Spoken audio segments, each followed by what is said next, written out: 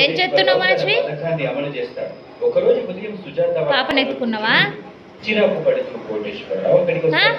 ఏమైందండి గారు? ఎందుకు అలా ఉన్నారు? బజ్జుకోబెట్టు పాపకు. పనివాళ్ళని నమ్మకూడదమ్మా. ఇంత చేతికి అందితే చాలు. బజ్జుకోబెట్టు చిన్న. ఈ బట్టపిల్ల ఈ రోజు పనికి రాలేదు. నాకా ఉదయం లేవగానే జుట్టేస్తున్నావా? జుట్టేస్తావా? బాబాయ్ గారు, నాకు వంట చేయడం వచ్చింది. ఈ రోజు వంట నేను చేస్తానండి. అయ్యో నీకెందుకు ఏడుస్తున్నది పాపం వేయకట నేను చేస్తాను అని చెప్పి పెద్ద కోడలు టీ పెట్టి అందరికి ఇస్తుంది. వాటిని తాగిన కోటేశ్వరరావు ఇలా అంటాడు, బజ్జుకోబెట్టు.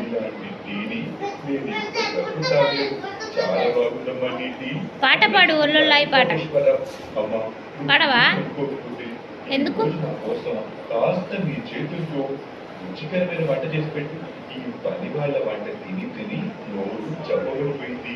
అలాగే బాబాయ్ గారు. ఇక ఆ రోజు నుంచి అందరికీ పెద్ద కోడలే వంట చేస్తూ ఉంటుంది.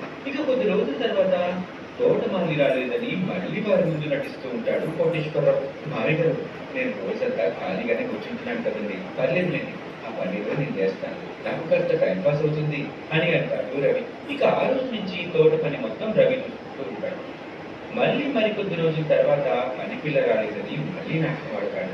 అన్నయ్య గారు, మీరేం కంగారు పడకండి, ఇల్లంతా నేను శుభ్రం చేస్తానండి. అయ్యో నీకెందుకమ్మా శ్రమ, అయినా ఇలాంటి పనులు నీకు ఎలా చేస్తానమ్మా. మన పనులు మనం చేసుకోవడంతో తప్పేముందన్నయ్య? ఆయన ఈ పనులు నాకు బాగున్నాయి కదా.